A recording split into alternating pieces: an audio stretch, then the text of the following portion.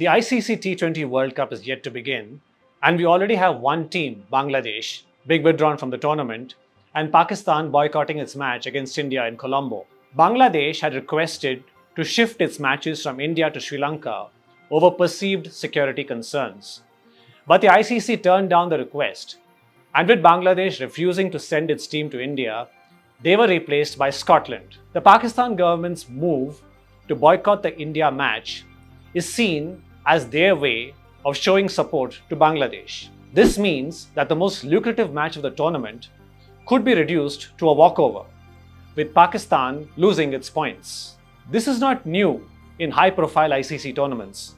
Teams have refused to tour certain countries over security fears, requests to shift venues have been turned down, and ultimately, they had to sacrifice points. We're going to look back at two such episodes from the past in ICC men's tournaments. It's coincidental that the first happened exactly 30 years ago in Sri Lanka. In 1996, they were co-hosting a World Cup for the first time. But on January 31st, a devastating bomb blast inside Colombo's central bank killed at least 90 people. Australia and West Indies, who were due to play matches in Colombo, wanted to pull out. Very senior Australian players came on television saying they did not want to tour Sri Lanka. Remember, this came just after the whole Muthaiya Muralidharan chucking controversy in Australia. So the relations between the players was already quite hostile. The Sri Lankan Cricket Board assured there was no need to panic, and the government promised maximum security to the players. PILCOM, the managing committee of the World Cup, said it would go by what Sri Lanka says. On February 6th, Australia formally requested PILCOM to shift the match to India.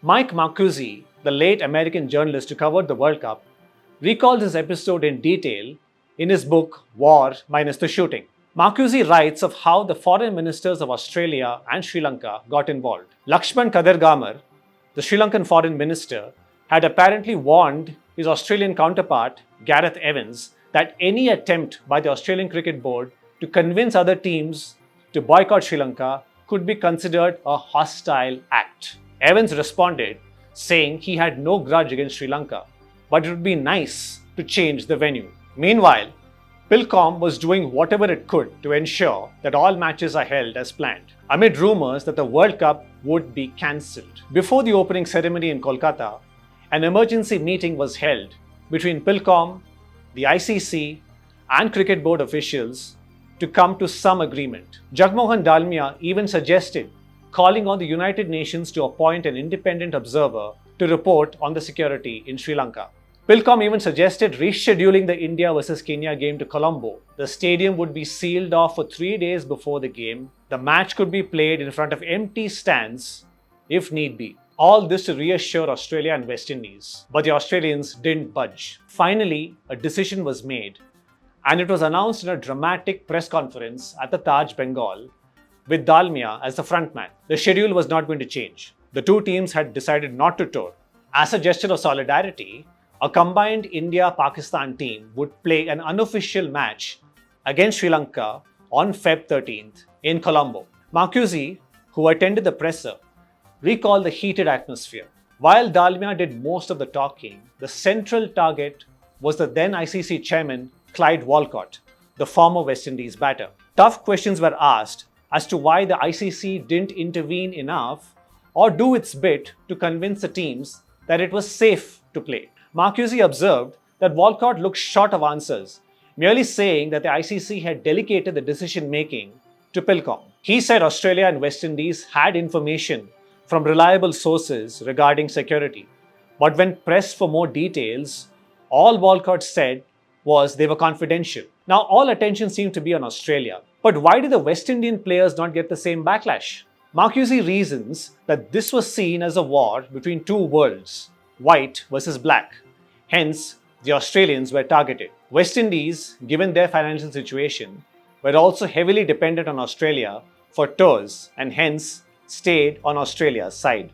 So what happened ultimately? Australia and West Indies forfeited their points to Sri Lanka. All three teams made it to the semi-finals. Sri Lanka did eventually meet Australia in the final at Lahore. Sri Lanka clinched the World Cup without dropping a single game all tournament. 7 years later, At the 2003 World Cup, this time England and New Zealand felt jittery about travelling. This World Cup was jointly hosted by South Africa, Zimbabwe and Kenya. England found it problematic to play in Zimbabwe, while New Zealand did not want to play in Nairobi because months earlier there was a bomb blast in the coastal city of Mombasa. The main talking point was Zimbabwe. The then UK government, under Prime Minister Tony Blair, did not want the team to play in Zimbabwe, to take a stand against the authoritarian regime of Robert Mugabe. Relations between the two countries was poor because Mugabe had been a firm critic of the UK. While the government was clear in its stance, the players were confused what to do. A few months before the World Cup, the England Cricket Board reportedly received a threat from a group claiming to be called the Sons and Daughters of Zimbabwe. It said, "Come to Zimbabwe and you will go back to Britain in wooden coffins." Was it a hoax or a real threat? Was uncertain. But the players were afraid and divided. Some did not want to travel. Some were okay to play. There were regular meetings between the players at the hotel in Cape Town, and the captain Nasir Hussain described it as a traumatic period in his career. Both England and New Zealand asked for the matches to be shifted to South Africa, but the ICC rejected both requests. As a result, the two teams forfeited their points. While New Zealand made it to the next stage of the tournament, England didn't make it past the group stage. Meanwhile, Kenya, which benefited from the forfeit, made it to the semi-finals, the first and only time they have done so in World Cups. Cut to 2026. Pakistan has refused to play India in the group stages. Should they meet in the knockouts, what will happen? We'll find out about that. That's it from us here. For more such videos, please subscribe to The Hindu.